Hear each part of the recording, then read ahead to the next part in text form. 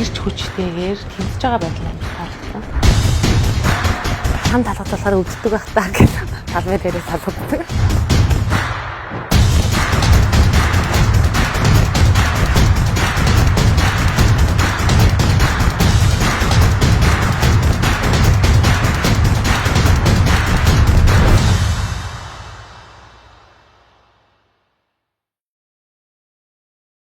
Сайн мэцгийн өрхөн үзэгчид спорт сонирхогчдоо оргил дүрх зам нэвтрүүлгийн шинэ дугаар та бүхэндээ инх хүрч байна.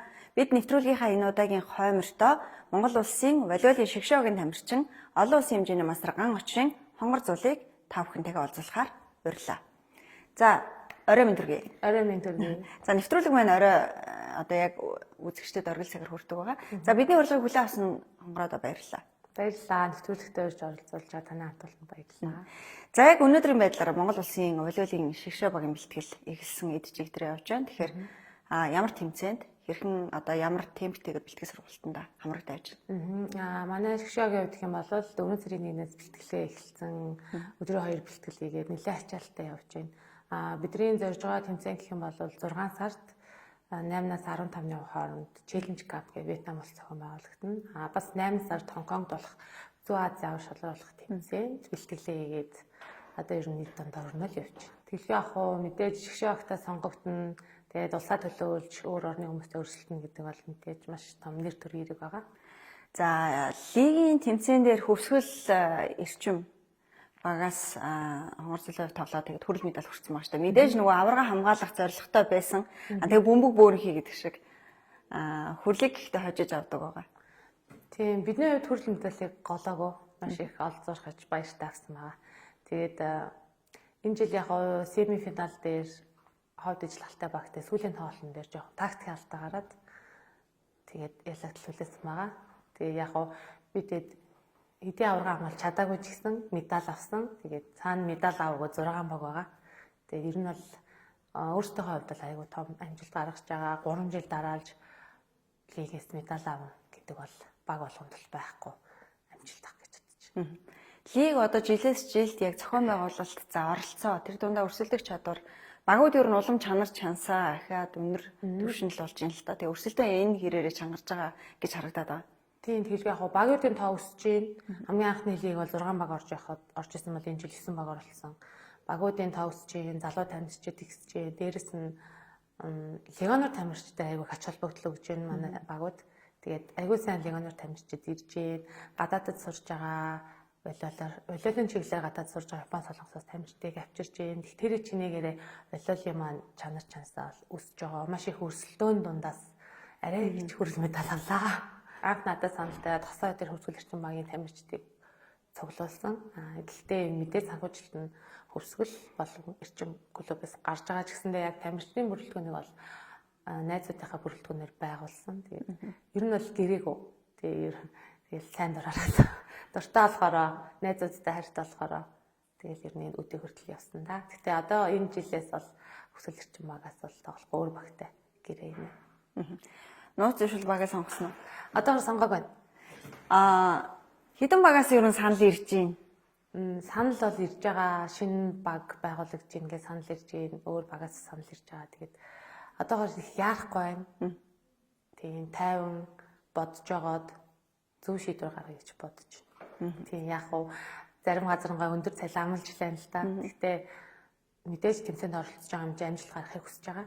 Тэгэхээр амжилт гаргахаар надад туслахаар хүмүүстэй нэг баг илүү болъё гэж бодож байгаа. Багууд нэмэгдгийн ирээр тамирчдын гэрээ наачаашаа болж байгаа. Тэгээд дээрэс нь одоо ингээд баг олон болох ирээр бас адилхан цалин өсөж байгаа. Тийм. Гэхдээ бол нэг үеэд бол бид нар чинь цалин авахгүй тоглодог үе байлаа. 500 сая төгрөг аваад тоглодог үе ч гэсэн байлаа. Гэхдээ ер нь бол манай хуучин хөвсгөл эрчим маань ер нь л тийм ч өндөр одоо энэ зах зээл дээр байгаа ханшнаас тийм өндөр цалин авдаггүй байсан. Тэгээд өөр бусад багуудыг ингээд сонсох нь цалин бол нэлээд өссөн. Тэр чинээгээр ер нь тамирчид тэгээд ингээд санхүүгээр нь хангаад өгч юм бол өөртөө анхаарал ажил хийгээд явахгүйгээр бэлтгэлээ 100% анхаарах. Тэгэхээр бэлтгэлээ сайн 100% хийнэ гэдэг чинь тэмцээнд амжилттай оролцох. Ер нь бол алхам шүү дээ. Тэгэхээр ер нь тамирчдыг дэмжиж байгаа тиймэрхүү цалин өндөр байгаа гэдэг дээр юу нь бол зөв гэж боддог хувь хүнийхээ өнцгөөс. Тэгээд энэ чигээр ер нь энэ үргэлжлээд ингээ явбал тамирчдын ур чадвараас илүү их өсөх баг. Ар гэр ажил гэж санаа зовхгүйгээр зөвхөн бэлтгэлээ явбал. Оргил дөрвөх зам нэвтрүүлэгт олон улсын хэмжээний мастер волейболын улсын шгшөөгийн тамирчин хонгорзол оролцож байгаа. За тэгэхээр ер нь энэ волейболын спортын энэ гайхамшигыг мэдрээд ер нь хэдэн жил болж байна? Хамгийн анх бол 2008 оноос эхэлсэн. Гэхдээ бүр илүү шимтэж, бүр илүү дурлаж орсон 2010 оноос хойш. Энэ curriculum-т ороод тэгээд өдийг хүртэл тасралтгүй хичээлж байгаа. Яг миний амьдралын бүх зүйл ер нь волейболтой холбоотой. Нөхөрч төр, хүүхэд маань төр, тэгээд ажил төрөл. Тэгээд ер нь бол волейболтой цаашгүй холбоотой л. Энийг волейболын спортын нэг юм зогсохгүй, ирч хүчтэйгээр тэр бөмбөгийг газар унгахгүй гэж тэмцэж байгаа байдал амар таалагдсан. Дээрээс нь нэг юм айгу цэвэрхэн торны наан цаа гэдэг болохоор тийм бие контакт үүсэхгүй, хин нэгэнтэй заавал барьцлж авахгүй зөвхөн ер нь бол эсрэг багтаа гэхээсээ илүү багийнхантайгаа илүү тоглодог. Яг нэг талбайд байгаа хүмүүстэйгээ харьцаж тоглодог болохоор тэр нь айгүйх таалагдаж энэ спортыг бол анх сонгож байсан. Монгол улсын волейболын шгшээ баг, за тэр дундаа эмэгтэй шгшээ баг маань энэ оны 6 болон 8 сард туун чухал тоглолтууд оролцсон. Тэгээ бид нарт одоо яг нэвтрүүлгийн урилгыг хүлээн аваад хүндэтгэл дээр хандаад за бэлтгэлийнхаа үеэр буюу өмнөх нь бид нэвтрүүлгийн зураг авалтаа ингээм амжуулж байгаа. Тэгээ дөнгөж одоо туу удахгүй миний ард Монгол улсын эмэгтэй шгшээгийн бэлтгэл ингээд эхлээд жигдрээд ингээд явж байна. Тэгээд нэвтрүүлгийн урилгыг хүлээн авсан хонгороо баярлалаа. Тэгэхээр Монгол улсын энэ удаагийн эмэгтэй шгшээгийн бүрэлдэхүүн ямар бүрэлдэхүүн байгаа. За олон жил тоглосон тамирчдыг нэрлүүл. Энэ жилийн шгшээ багийн хувьд маш өргөн царааруудаа явагдаж байна. Нийт 33 тамирчин байгаа. Монголын эмэгтэй багуудын топ тамирчид бүгд хамрагдаж байна. Тэгээд олон жил тоглож байгаа тамирчид шгшээ багт олон жил тоглож байгаа тамирчид гэвэл Инх наран байна, Ханц сүрэн байна, Санчирмаа, тэгээд би их хүслэн гих мэтчин тамирчин хамрагдаа явж байна. Залуу тамирчидаас аягүй горж ирсэн. Яг волейболын спортоос мэдэрдэг тэр кайф, мэдрэмж, аз жаргал, за адреналин ялгаруулдаг яг тэр гоё эерэг мэдрэмжийг нэг өгүүлбэрээр хоёулаа илэрхийлье.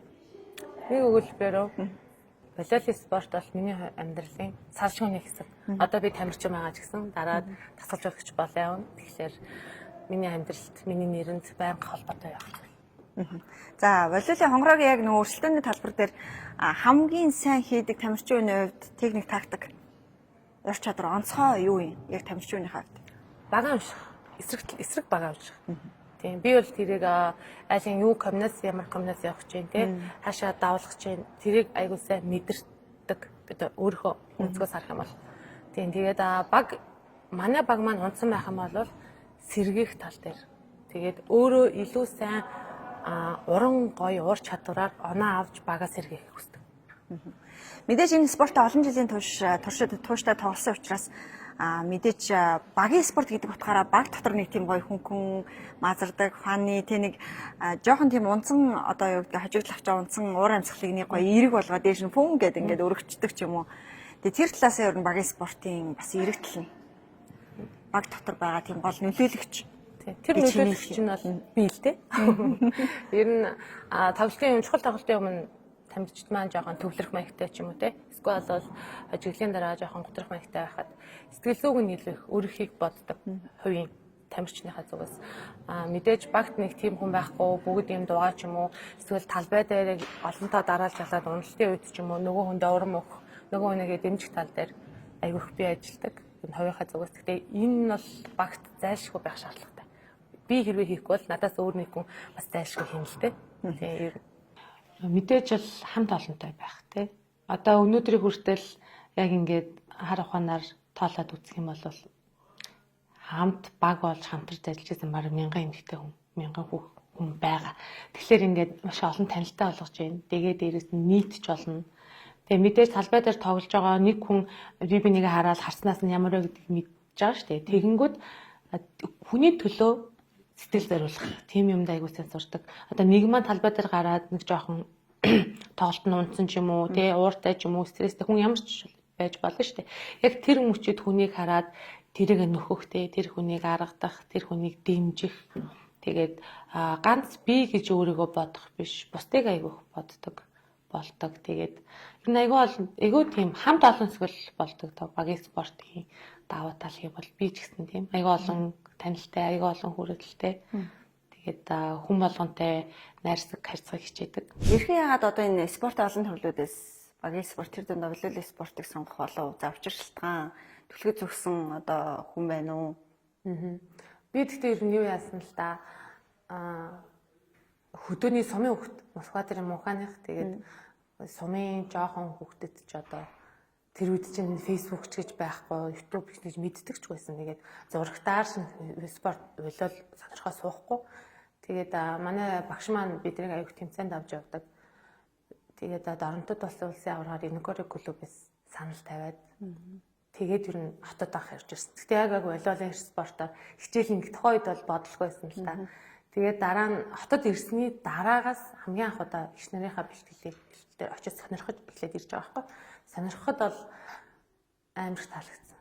Тэгээд ингээд 3 цаг заал ингээд чимээгүй байхгүй 3 цагийн турш чимээтэй амар гоё өрсөлдөө хүчтэй, ирж хүчтэй бэлтгэл хийж тэгэл амар гоё хүчтэй зогч जैन тэр гоё зогсон хүмүүнийг гоё хамгаалж जैन ямар ч юм зогсолтгүй ирж хүч тэр нь надад амар их таалагдсан. Тэрнээс ч намайг жоохон байхад бүх болгон гэж тэгдэл байсан л да. Манайс нэг хоёр талаас бүхий удамтай чи яг бүх болноо гэл. Тэгэл ер нь жоохон анхнаасаа л таалагдаагүй. Тэгээд анх удаагийн бэлтгэл дээр волейболын спортыг волейболын тэмцээнч гэж бараг үзэж байгаа хүүхд байгаа шүү дээ. Зүгээр нэг аймгийн аврагтаа ордог, улсын аврагтаа азар очиод оршоод тоглолцсон. Тэгээд хотод ирээд тэгшнэрийн бэлтгэлийг үзэл тэр бэлтгэл амгийнхны бэлтгэл амар их таалагдсан. Тийм болохоор өтий хүртэл зогсолтгүй явж байна. Анхны бэлтгэлээс анхны тэмцээн, анхны медаль яг тамирчин хүнд маш тод дурсамжуулагдсан байдаг. Энэ талаараа бас сонирхуулаач. Хамгийн анхны дурсамжтай медаль гэх юм бол яг мэдээж хүүхд тахтай аймгийн аврагаас ч юм авч байгаа. Тэр үед би өөрөө жоох 12 настай, 13 настай хүүхэд чинь. Яг өндөө өөрөө тоглохгүй замын сууж болохоор нэг тийм баяр жаргалтай байсан л ах. Гэтэ тийм их тод үлдээгүү. Хамгийн их тод үлдсэн тэмцээн гэвэл бид нар Инокори клубын 2 дахь үе болоод Инокори Монте гэдэг клуб анх гарч ирсэн 2013 онд. Бид нар залуучуудын улсын аврагт төрүүлчээд 2014 оны хаврын тэргуунд нь клубүүдийн тэмцээнд анх ороод хүрэл медаль авч ирсэн. Тэгээд тэр тэмцээн бол амар дурсамжтай. Бид нар 17-24-гээд хожиж байгаа байхгүй. Нэг оноо авчвал манайх хүрэл медаль авах гад байдаг. Тэгсэн чинь нөгөө нэг оноогоо авч чадахгүй баригдаад 32-30-аар дуусч хожиж исэн. Тэгээд тэр медаль, тэр тэмцээн бол хизээч мартагдахгүй хамгийн том тэмцээн, хамгийн дурсамжтай медаль. Айгүй хүмүүс асуудаг штэ. Чам талхад болохоор үддэг байх таа гэх. Энэ одоо ч байнга л асуудаг. Тэгээд ер нь бол нэг интент хүн алгадчих явдаггүй. Талмай дээрээ талгаддаг. За яг өрсөлдөөний талбар дээр ерөнхийдөө нөгөө нэг мэдээж нөгөө багийн өмсгөл ингээд нөгөө өмсгөлүүдийг цаанаасаа нэгцэн журмаар өгчдөг. Фүүсний хувьд болон яг энэ хувц сэргэлэн хувьд хэрхэн ямар тохиромжтойг сонгодог юм бэ? Хонгороогийн хувьд яг өөрөө тамирчны хувьд. Би твтехмийнхаа сонгодог. Заавалчгүй тийм үнтэй брэнд гэж хөөдөггүй. Яг би твтэх хөдөлгөөнд саадгүй байх хэрэгтэй. Тохиолж гэхэд би айгүй ийм тохиолжтдаг байхгүй. Тэг хүмүүс ямар сонь жижигэн тохиолжтууд юм бэ гэдэг. Надад тухтай хөдөлгөхөд таатай тааламжтай байл тэр хувцсыг л өмсөж байгаа л сонгож үзэж байгаа л сонгочтой. Яг түрүү ярианд хэллээш нөгөө нэг гэр бүл гэсэн яг волейбол спортыг сонгоход бас нөлөөлсөн. Тэгээд хонгор зулын яг гэр бүлийн үн бас спорт юм байна шүү дээ. Гэр бүлээс хаан танилцуулгач. За манай гэр бүлийн үнийг Мөнгөн Шагаа гэдэг. Тэгээд түрүүн хэлсэнчлэн 2010 онд Улаанбаатар хотод анх 9-р ангид орж ирж ийлаа. Тэгэхэд манай дээдлийн ангид байсан. Тэгээд манай нөхөр бас яг тэр үед волейболоос тоглодог сургуулийнхаа одоо ганц зам 20 дугаар сургууль Солонгогийн шавнар бол одоо хүртэл улсдаа дээдлэх дамжлагаараа явж байгаа. Яг тэр багшийн шаваар тэгээд бид хоёр ингээл хамтдаа өдөө орон нутгаар зөвхөн волейбол тэмцээнд явдаг гэсэн. Тэгээ манай нөхөр чинь хөл бөмбөгийн шгшааг тоглодог байсан. Одоо спортод солиод аймгийн начин бүх үндэсний бөхөр хичээлдэг. Тийм хүн байгаа. Тэгэл нөхөр маань айгуу сайн дэмжиж байгаа болохоор юмнуудыг хүртэл амжилттай явж байгаа. Тэгэхгүй бол нөхөр маань тэгээ хүүхдээ харж хүүхдээ сургуультанд зөө хичээлийн заа гэдээвэл надад тэм цаг гарахгүй шүү дээ. Тэгээд гэр бүлийн хүмүүс маань айгуу сайн дэмжиж байгаа болохоор би өдөө хүртэл спорттой хайртай, тууштай явж чадаж байгаа. Хонгор зулын яг тоглодог байсан багуудаас одоо юу гэдгийг хамгийн сэтгэлд дотно багуудыг нэрлээч гэвэл аль багийг нэрлэх вэ? Одоогийн саяын байсан хөвсгөл эрчим баг. Яа тэгэхээр багийн бүрэлдэхүүн миний найзууд, миний хайртай хамт олон жил хамт амьдарч исэн, хамтдаа зүтгэж исэн тийм хүмүүс манд байсан болохоор энэ баг маань хамгийн сэтгэлтэй байна. Мэдээж Инакури клуб бол хамтдаа амьдарч исэн 7 жилийн хугацааг хамт өнгөрөөсөн. Дотн байлгүй яг хөө. Гэхдээ яг одоогийн байдлаар сэтгэл илүү үлдсэн гэвэл одоо хөвсгөл эрчим баг юм байна. Хамт бол хонгороод илүү юу гэдгийг яг энэ волейбол спортод гүнд орлуулах одоо татах хүч соромж нь олж өгдөг юм бэл. Мэдээж өөрөө оноо авах бол хамгийн гоё шүү дээ тий. Жохон бахад, оюутан бахад давталхал хамгийн гоё юм. Давталж оноо авах хамгийн гоё. Тэгэл өөрөөрөө бахархаал амаршаал тий. Хоёрын алтны өдөөс юм уу, нэг эсрэг нэг яг голдон гоё хүчтэй зохиж юм уу, тэр гоё байсан. За тэгээд тэрний дараа явж агаад хаалт их аюу гоё болсон. Давталж байгаа хүнийг нэг эсрэг нэг хаах. Аюу гоё байсан. Тэгэл мэдээж тоглох гоё мэдрэмж явсаар л байгаа. Тэгээ хаалт их мэдрэмж аюу гоё болж ирсэн. Одоо бол би хамгаалах амар дуртай. Хүчтэй зогж байгаа бөмбөгийг хамгаалчгаар бүр ингээд бүр гэлбэр огшоол ирдэг нөгөө жиг кадр нь ялгарна гэдэг шүү дээ.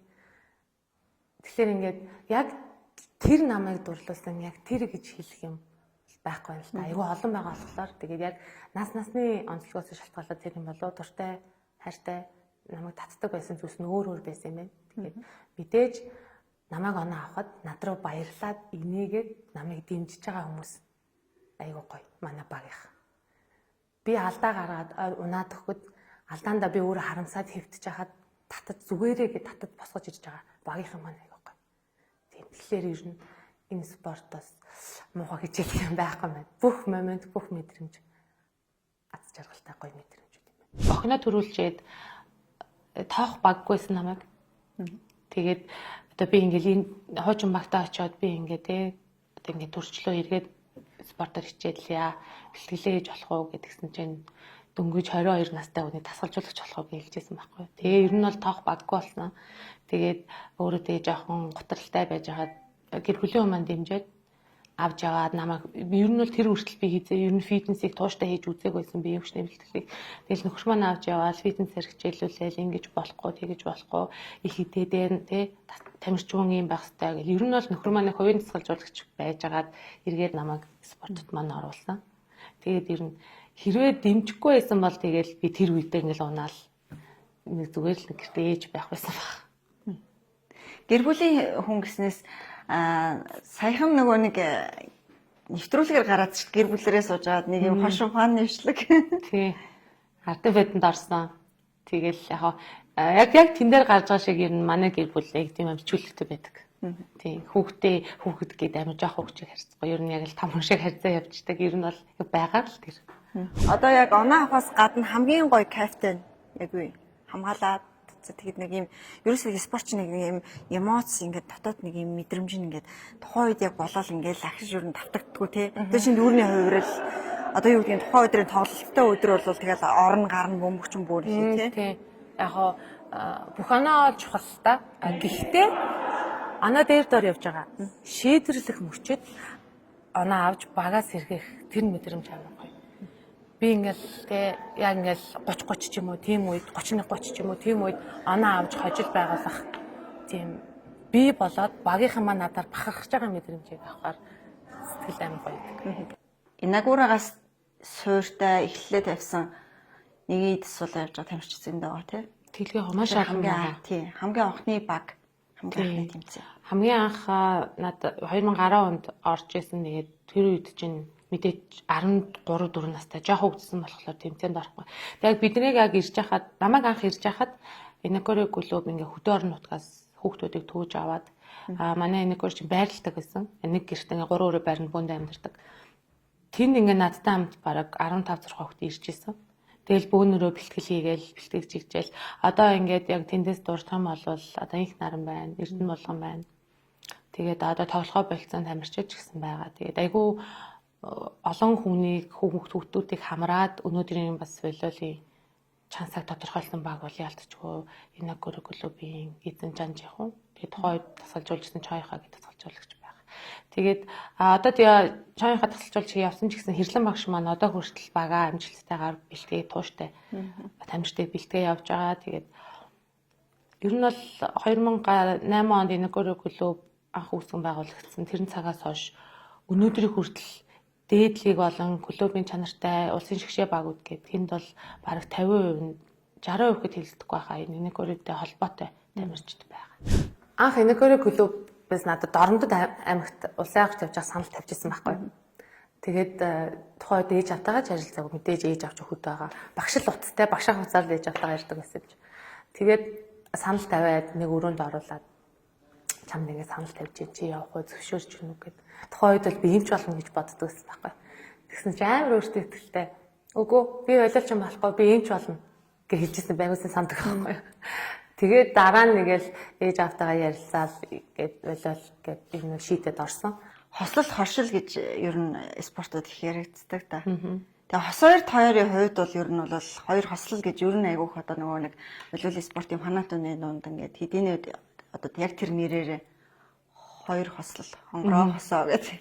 Тэгээд яг найзууд хосоо төрөө гэх юм бол 2012 оноос хойш хамт тоглож эхэлсэн. Тэгээд 2012 онд Якутын Саха хотод хүүхдийн Азийн наадам болоод тэгээд тэрэнд Эрдэнэчлэн багштай багнуурын баг тамирчид явж байсан. Тэгээд тухайн үед Эрдэнэчлэн багш маань намайг ингээ багтаа ураад хамт тэмцээнийх санал болгоод тэгээд тоглож эхэлсэн. Тэр цагаас хойш хамт тоглож байгаа.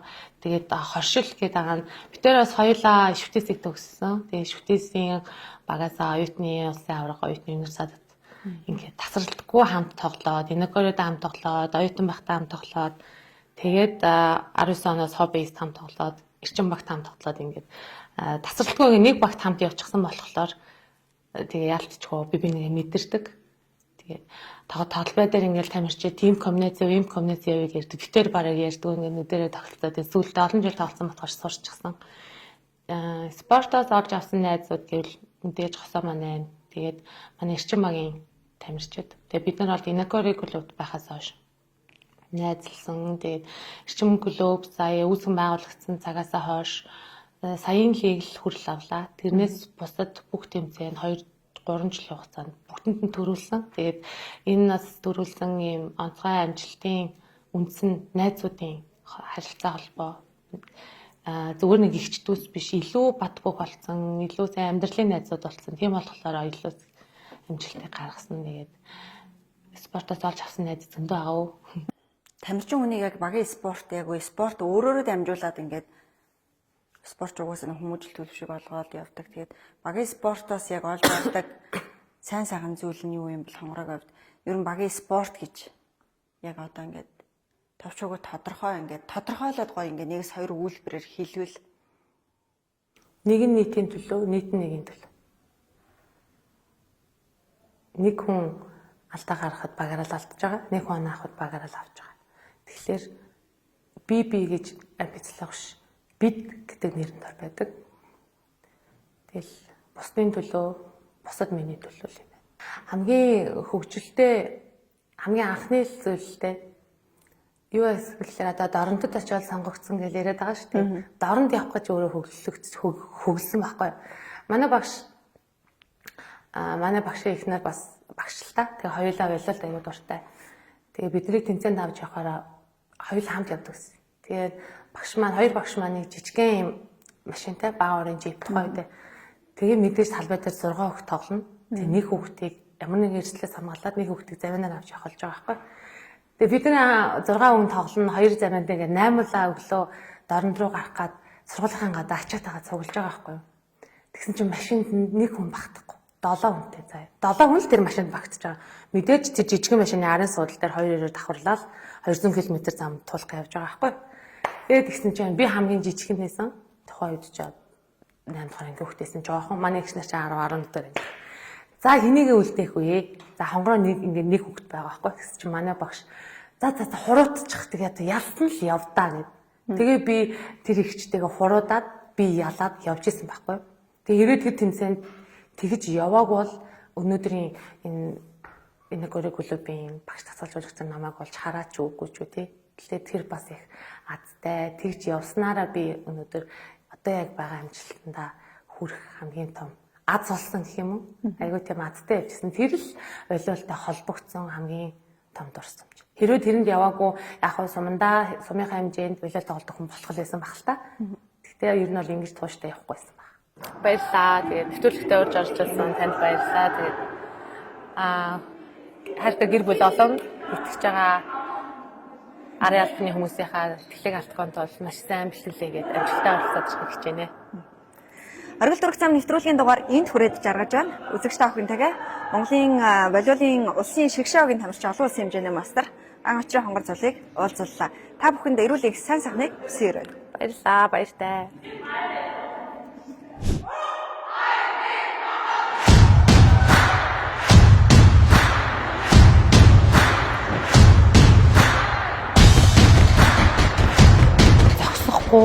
Ирч хүчтэйгээр тэмцэж байгаа байдлаа таалагдсан.